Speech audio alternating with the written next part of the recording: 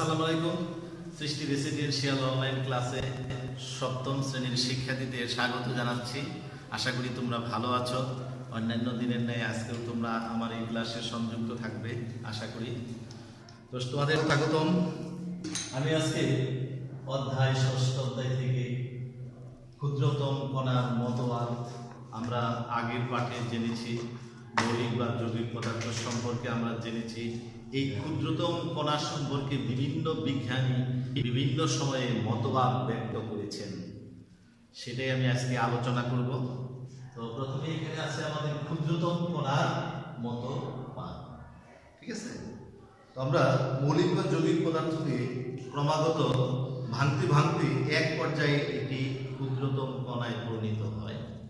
আমরা পৃথিবীতে যে অসংখ্য মৌলিক বা যৌগিক পদার্থ আছে, এটা এই ক্ষুদ্রতম কণা ভাঙতে ভাঙতে দেখা যাচ্ছে যে এক সময়ে কি হয়, ক্ষুদ্রতম কণা এবারে ছোট থেকে হইতে একদম ইলেকট্রনিক মাইক্রোস্কোপ ছাড়া অন্য কোনো দেখাই যায় না, এরকম ক্ষুদ্র ক্ষুদ্র কণায় পরিণত হয়। এই ক্ষুদ্রতম কণার বিষয়ে বিভিন্ন সময়ে বিজ্ঞানী ও দার্শনিকগণ নানা রকম মতবাদ ব্যক্ত করেছেন।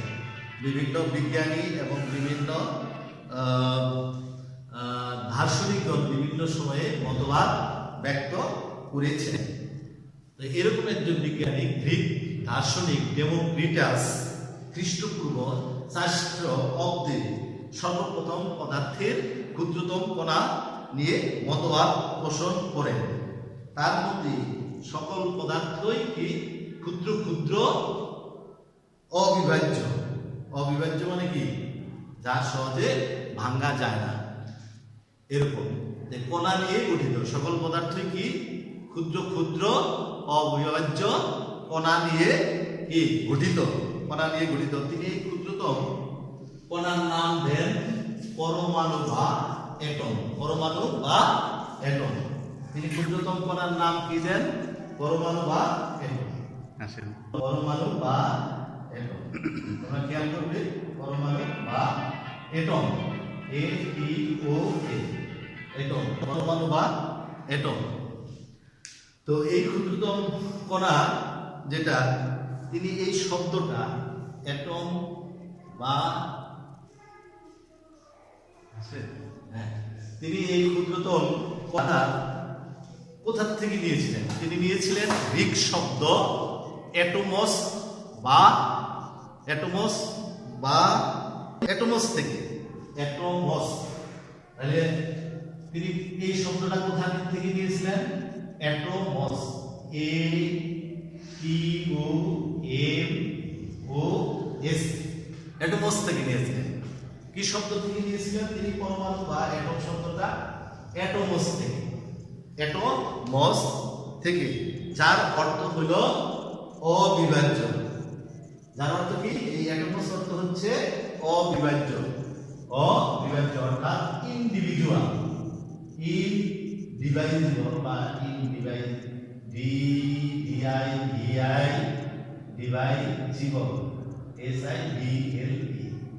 ইনডিভাইজিবল অর্থাৎ অবিভাজ্য। ডিভাইজিবল মানে বিভাজ্য, যা ভাঙা যায়।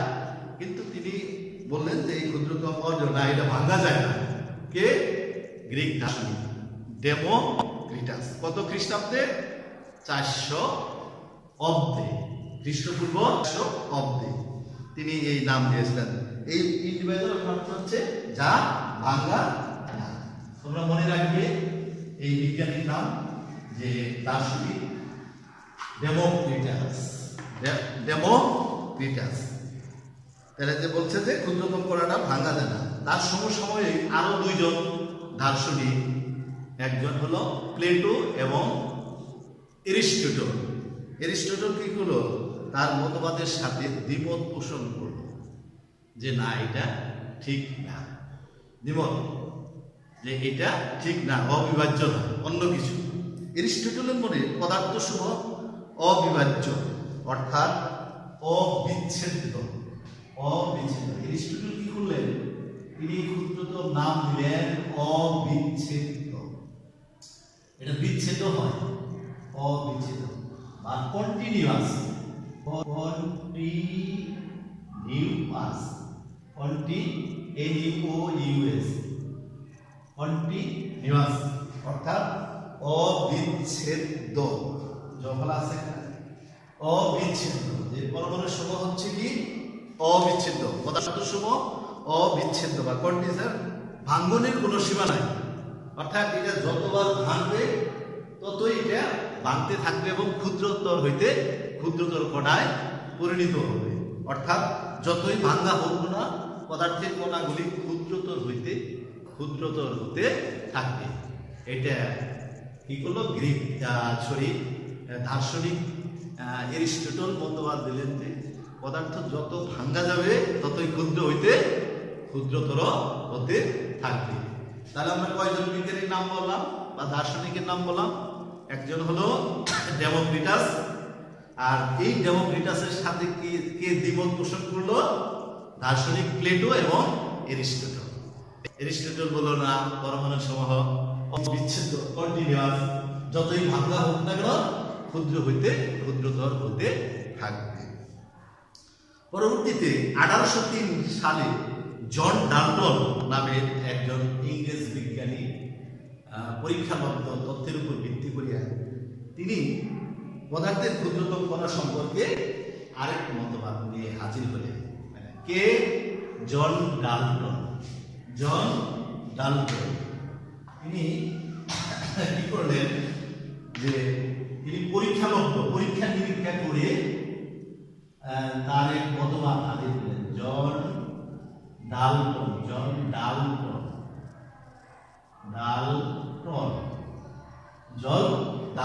কত খ্রিস্টাব্দে? 1803 খ্রিস্টাব্দে। 1803 খ্রিস্টাব্দে তিনি কি করলেন যে তিনি পরীক্ষা নিরীক্ষা করিয়া তার একটা মতবাদ সম্পর্কে মতবাদ দেন। তার এই মতবাদ ডাল্টনের পরমাণু মতবাদ নামে পরিচিত। কি করলো? তিনি একবারে পরীক্ষা নিরীক্ষা করিয়া অনেক বৈশিষ্ট্য বা মৌলিক পদার্থের বৈশিষ্ট্য, ধর্ম, আকার, রাসায়নিক ধর্ম, ভর, এইসব নিয়ে তিনি একটা মতবাদ স্থাপন করলেন। তার কয়েকটি মতবাদ আছে, আমার বোর্ডে তোমরা দেখতে পাচ্ছ যে কিছু মতবাদ আমি লিখছি। এটা হচ্ছে এই বিজ্ঞানী জন ডাল্টনের মতবাদ নামে পরিচিত। এখানে 5টি পয়েন্ট আছে। এই 5টি পয়েন্ট আমরা কি করব? শিক্ষার্থীরা মনে রাখবো আমরা, যাতে আমাদের এই পরমাণু সম্পর্কে আমরা যখন অণু পরমাণু সম্পর্কে আলোচনা করব তখন এগুলি আমাদের কাজে লাগবে আমাদের। ঠিক আছে? যখন আমরা এই যে বিজ্ঞানী জন ডাল্টন 1803 খ্রিস্টাব্দে তিনি যে পরীক্ষা নিরীক্ষা করে যে মতবাদগুলা তিনি স্থাপন করেছেন, তার মতবাদ এটা হচ্ছে জন ডাল্টনের পরমাণু মতবাদ নামে পরিচিত। এখানে 5টি পয়েন্ট আছে, আমরা এই 5টি পয়েন্ট ধরে এখন আলোচনা করব। আমরা এখানে পয়েন্ট দেখি। প্রথমে 1 নম্বর পয়েন্ট আমরা দেখতে পাচ্ছি যে মৌলিক পদার্থ সমূহ পরমাণু নামক ক্ষুদ্র ক্ষুদ্র কণা দিয়ে গঠিত। আমাদের যে 118টি মৌলিক পদার্থ রয়েছে সেই পদার্থ সমূহ খুব ক্ষুদ্র ক্ষুদ্র কণা দিয়ে গঠিত।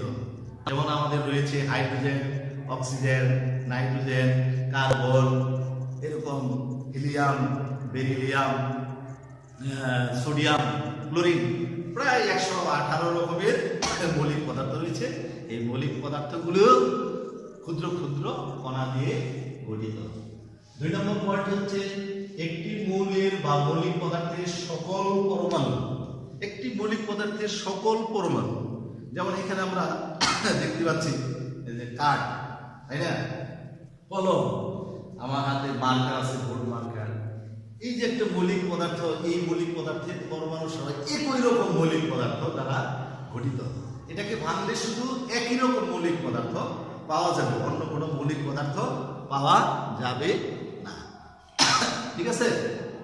তো এরকম যে একই রকম মৌলিক পদার্থ দ্বারা গঠিত এবং এর একই মৌলের পরমাণুর আকার, মানে আকার মানে সাইজ, আকার, তারপরে হচ্ছে ধর্ম এবং ভর। ভর আছে মৌলিক পদার্থের, ভর আছে। যেমন প্রত্যেক মৌলিক পদার্থের ভিতরে আমাদের কি থাকে, পরমাণুর ভিতরে থাকে ইলেকট্রন, প্রোটন এবং নিউট্রন। এটা সবকিছু মিলে হচ্ছে ভর, মৌলিক পদার্থের ভর। এবং ধর্ম, এরাতে ধর্ম প্রকাশ করে। প্রত্যেকটা মৌলিক পদার্থের একটা রাসায়নিক ধর্ম আছে এবং প্রত্যেকটা মৌলিক পদার্থের ধর্ম একই রকম, আলাদা আলাদা ভাবে। যেমন অক্সিজেনের যে আকার, ধর্ম, রাসায়নিক ভর, এবং হাইড্রোজেনের যে আকার, ধর্ম, ভর, এটা একটা থেকে আরেকটা কিন্তু আলাদা। ঠিক আছে, একটা থেকে আলাদা, কিন্তু একটি মাত্র মৌলিক পদার্থের ধর্ম, ভর একই রকম। এটাই হচ্ছে আমাদের 3 নম্বর পয়েন্ট। একটি মৌলের পরমাণু সমূহ অপর মৌলের পরমাণু থেকে ভিন্ন রকম। যেমন হাইড্রোজেনের পরমাণু অক্সিজেনের পরমাণু থেকে ভিন্ন রকম, দেখতে ভিন্ন রকম, এবং তাদের ধর্ম, ভর, রাসায়নিক ধর্ম, ভরও ভিন্ন ভিন্ন। বলছে অর্থাৎ ভিন্ন ভিন্ন মৌলের পরমাণুর আকার, ভর, ধর্ম ভিন্ন ভিন্ন। আমি কিছুক্ষণ আগে বলছিলাম যে হাইড্রোজেন পরমাণুর ভর অক্সিজেন পরমাণুর ভর থেকে ভিন্ন রকম। হাইড্রোজেন পরমাণুর আকার দেখতে যেরকম, অক্সিজেনের পরমাণুর আকার ভিন্ন রকম, অর্থাৎ হাইড্রোজেন থেকে ভিন্ন রকম। এরকম রাসায়নিক ধর্ম, হাইড্রোজেন পরমাণুর রাসায়নিক ধর্ম অক্সিজেন পরমাণুর রাসায়নিক ধর্ম থেকে ভিন্ন রকম। একটা আরেকটার সাথে তাহলে মিল নাই, আমরা এরকম আর কি, বুঝতে পারছি? তাহলে অবশ্যই এই জল ডার্ক পরমাণু নিয়ে অনেক গবেষণা করছে এবং পরীক্ষা করছে, পরীক্ষা নিরীক্ষা এই পরমাণু মতবাদ ব্যক্ত করেছে। 4 নম্বর পয়েন্ট হচ্ছে যৌগিক পদার্থ সমূহ একের অধিক মৌলিক পদার্থ দিয়ে গঠিত। আমরা জানি যে আমরা পরিবাহী পদার্থের গঠনের মধ্যে যে পদার্থ, মৌলিক পদার্থ আছে, যৌগিক পদার্থ আছে, মিশ্র পদার্থ আছে, তাই না? এখানে বললো যে যৌগিক পদার্থ, আমাদের যৌগিক পদার্থ অসংখ্য রকম যৌগিক পদার্থ রয়েছে পৃথিবীতে, লক্ষ লক্ষ যৌগিক পদার্থ রয়েছে। তার মধ্যে আমরা একটি কয়েকটি পরিচিত মৌলিক পদার্থের নাম আমরা বলি, যেটা আমরা নিত্য প্রয়োজনীয়, যেটা আমরা প্রতিদিনই ব্যবহার করি, তাই না শিক্ষার্থীরা? যেমন আমরা কি প্রথমেই আমরা সকাল থেকে উঠে আমরা কি ব্যবহার করি? পানি ব্যবহার করি। আমাদের একটা পরিচিত পদার্থ, এটা কিন্তু মৌলিক পদার্থ না, এটা হলো যৌগিক পদার্থ। এটা কি পদার্থ? যৌগিক পদার্থ। একই যৌগিক মৌলিক পদার্থ দ্বারা। পানির যদি আমরা রাসায়নিক নাম দেখি, এটা হলো পানি, H2O। ঠিক আছে, এই পানিকে যদি আমরা বিশ্লেষণ করি তাহলে এখানে হাইড্রোজেন এবং অক্সিজেন পরমাণু পাওয়া যাবে। কি পাওয়া যাবে? অক্সিজেন এবং হাইড্রোজেন মৌলিক পদার্থ পাওয়া যাবে আলাদা আলাদা। হাইড্রোজেন এবং অক্সিজেন পরমাণু আলাদা আলাদা, কিন্তু এই দুইটা যখন মিলিত হয়েছে, পানি গঠন করছে, দেখা যাচ্ছে যে যৌগিক পদার্থ হয়ে গেছে। আমরা জানি যে 2 বা ততোধিক, 2 বা তার অধিক মৌলিক পদার্থ নিয়ে যৌগিক পদার্থ গঠন করে, তাই না? এরা তাহলে যৌগিক পদার্থ হচ্ছে কি একের অধিক বা 2 এর অধিক মৌলিক পদার্থ দিয়ে গঠিত, এবং এরা যে গঠন করে বিভিন্ন মৌলের পরমাণু সমূহ সরল অনুপাতে যুক্ত হইয়া এই তোমার কি করে যৌগিক পদার্থ তৈরি করে। এর একটা সরল অনুপাত, এখানে একটা ভর আছে, আণবিক ভর, অক্সিজেনের একটা আণবিক ভর, আলাদা আলাদা ভাবে গঠন করে এই যৌগিক পদার্থ গঠন করবে। সরল অনুপাত, এটা আলাদা আলাদা অনুপাত আছে, সরল অনুপাত মিলিত হইয়া যৌগিক পদার্থ অনুপাত গঠন করে। এরপর হাইড্রোজেনের ভর যদি তোমার 2 হয়, অক্সিজেনের ভর 6 হয়, এই দুটো মিলা হবে, আর এইভাবে সরল অনুপাতে যুক্ত হইয়া আমাদের যৌগিক পদার্থ তৈরি করে। 5 নম্বর পয়েন্ট হচ্ছে একটি রাসায়নিক বিক্রিয়ায় পরমাণু সমূহের সৃষ্টি বা ধ্বংস হয় না। প্রিয় শিক্ষার্থীবৃন্দরা, আমাদের এই যে মৌলিক পদার্থগুলো সবসময় কি করা হয়? রাসায়নিক বিক্রিয়া অংশগ্রহণ করে যখন হাইড্রোজেন আর অক্সিজেন মিলা পানি হয়, এটা কোথায় হয়? এটা আমাদের ল্যাবে হয়। আমরা কিন্তু এখন এটা দেখাইতে পারবো না। এমনি পানি তোমাদের আমি সর্বত্রই দেখাইতে পারি, পানি তোমরা চিনো, একটা পরিচিত। তারপরে তোমরা আমরা যে খাবার লবণ খাই, সাধারণ লবণ সবাই চিনি না? অবশ্যই চিনি, তাই না? সাইকুল, তুমি তো চিনো পানি, লবণ চিনো না? লবণ তোমরা খাও না? অবশ্যই।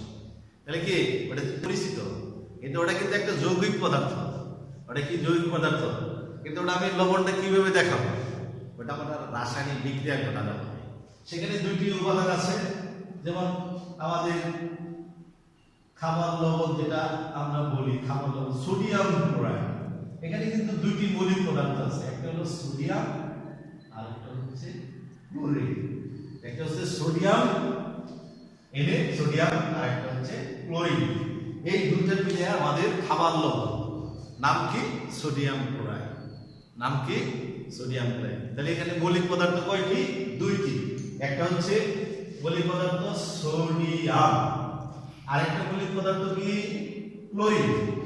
এই দুইটা মৌলিক পদার্থ মিলে আমাদের একটা যৌগিক পদার্থ তৈরি করছে। হ্যাঁ, দেখলাম আমরা। কিন্তু যখন রাসায়নিক বিক্রিয়ায় এরা অংশগ্রহণ করবো, হ্যাঁ, তখন কি হবে? এদের ধ্বংস কিন্তু হবে না। এই সোডিয়াম সোডিয়ামই থাকবে, ক্লোরিন ক্লোরিন থাকবে।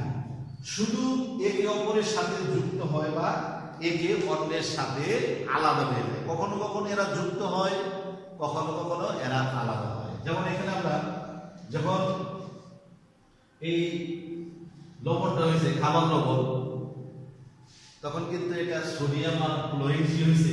যুক্ত হয়েছে। রাসায়নিক বিক্রিয়া করে এরা সোডিয়াম ক্লোরাইড গঠন করে। আর এদেরকে যখন আমরা বিশ্লেষণ ঘটাবো, অর্থাৎ পৃথক করব, তখন কিন্তু এরা কি হবে? একে অপরের থেকে আলাদা হয়ে যাবে। অর্থাৎ লবণকে ভাঙলে তখন কি হয়ে যাবে? লবণকে যে আমরা বলছি যে এরা কি ক্ষুদ্র পদার্থের কণা সহ ক্ষুদ্রতর হইতে ক্ষুদ্রতর কণায় পরিণত হয়। ঠিক আছে? যত ভাঙবা তখন কি হবে? লবণকে ভাঙলে সোডিয়াম এবং ক্লোরিন হবে। ঠিক আছে? আবার যদি আমরা সোডিয়ামকে ভাঙি, সোডিয়ামের একটা বড় দানা মনে করে এইটুকু, এটা ভাঙতে ভাঙতে ভাঙতে ভাঙতে মনে করো যে ক্ষুদ্রতম কণায় পরিণত হবে। এরকম যদি একটা বড় থাকে, এটা যদি ভাঙি এটাই হবে। আর একটু যদি আমরা ভাঙি, এটা আরো ছোট হবে। এটাতে যদি ভাঙি আর একটু ছোট হবে। এটাতে যদি ভাঙি আরো ছোট হবে। এইভাবে ক্ষুদ্রতর হইতে থাকবে, তাই না? ছোট হইতে, কিন্তু এর বৈশিষ্ট্য একই রকম থাকবে। ঠিক আছে? তাহলে আমরা বুঝতে পারলাম শিক্ষার্থীবৃন্দ যে একটি রাসায়নিক বিক্রিয়ায় পরমাণু সমূহের সৃষ্টি বা ধ্বংস হয় না, শুধু একে অপরের সাথে যুক্ত হয়। কি হয়? যুক্ত হয়। যুক্ত হয় বা কখনো কখনো যুক্ত হয়, এখানে যুক্ত হয়েছে, আবার কখনো কখনো থেকে একে অন্যের থেকে আলাদা হয়। যখন আমরা দুইটা মৌলিক পদার্থ একত্র করে বিশ্লেষণ ঘটাবো, রাসায়নিক বিক্রিয়ায় অংশ নেবে, তখন যুক্ত হবে। আবার ওই যখন একটা পদার্থ যৌগিক পদার্থ গঠন করে ওখানে যখন তাপ দিব, তখন কি হবে? বিশ্লিষ্ট হয়ে যাবে, ভেঙে যাবে। তখন ভেঙে কি হবে? যে পদার্থ যুক্ত হয়েছিল দুইটা বা তিনটা, তখন আলাদা আলাদা ভাবে তারা মুক্ত হয়ে যায়, আলাদা, একে অন্যের সাথে কি হবে? আলাদা হবে। এই কথার অর্থ। তাহলে আমরা শিক্ষার্থীবৃন্দ আমরা দেখলাম কি, আমরা যে বিজ্ঞানী জর্জ ডাল্টনের পরমাণুবাদে 5টি পয়েন্ট আমরা পাইলাম, 5টা ধর্ম আমরা পেলাম। এই ধর্মগুলো অবশ্যই বা বৈশিষ্ট্যগুলো আমাদের অবশ্যই মনে রাখতে হবে। আমাদের পরবর্তী পাঠে যখন আমরা অণু পরমাণু নিয়ে আলোচনা করব, তখন এই পয়েন্টগুলা আমাদের লাগবে, তাই না? অণু পরমাণু, আমরা জানি পরমাণুর সঙ্গে পদার্থ যে ক্ষুদ্র ক্ষুদ্র, এই যে আমার হাতে দেখা একটা স্টিক দেখতেছ, এটা যতই আমরা ভাঙি না কেন, ক্ষুদ্র থেকে ক্ষুদ্রতর হতে থাকবে, ছোট থেকে ছোটতর হতে থাকবে। এটা একটা অনেকগুলো ক্ষুদ্র ক্ষুদ্র কণা নিয়ে এটা একটা পদার্থ গঠিত হয়, অনেক বড় বড় পদার্থ তৈরি করে, তাই না? সেই পয়েন্টে 1 নম্বর পয়েন্ট ছিল। আর এই যে একটা গ্লাস, এটা লাঠি, গ্লাস দিয়ে তৈরি, এটাকে তুমি ভাঙলে শুধু সবসময় গ্লাসই পাবা, গ্লাসের টুকরাই পাবা, অন্য কিছু পাবা। একটা কাঠের টুকরাকে যখন তুমি ভাঙবা, তখন একটি কাঠের টুকরাই পাবা, বারবার যত করে থাকবে। একটা পানিকে ভাঙলে শুধু পানির কণায় ক্ষুদ্রতর থেকে ক্ষুদ্রতর কণাগুলি পাবা। তো আমরা আজকে তাহলে আমরা পদার্থের ক্ষুদ্রতম কণার মতবাদ নিয়ে আলোচনা করলাম।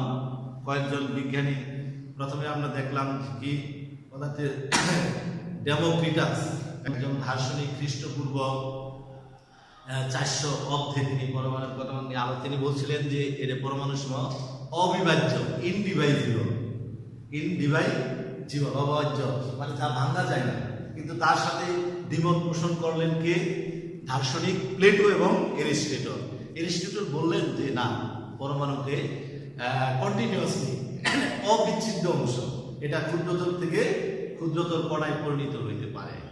তারপরে 1803 খ্রিস্টাব্দে বিজ্ঞানী জন ডাল্টন, একজন ইংরেজ বিজ্ঞানী, তিনি এই পরীক্ষাবদ্ধ তথ্যের উপর তার পদার্থের ক্ষুদ্রতম কণার নাম দেন জন ডাল্টনের পরমাণুবাদ। এবং জন ডাল্টনের পরমাণুবাদ 5টি পয়েন্ট আছে, সেই 5টি পয়েন্ট আমরা দেখলাম এবং আলোচনা করলাম, এটা আমাদের মনে রাখতে হবে। তো শিক্ষার্থীবৃন্দ, আজকে এই পর্যন্তই। এরপরে আমরা অণু এবং এই যে পরমাণু মিলে অণু গঠন হয়, এটা নিয়ে আলোচনা করব।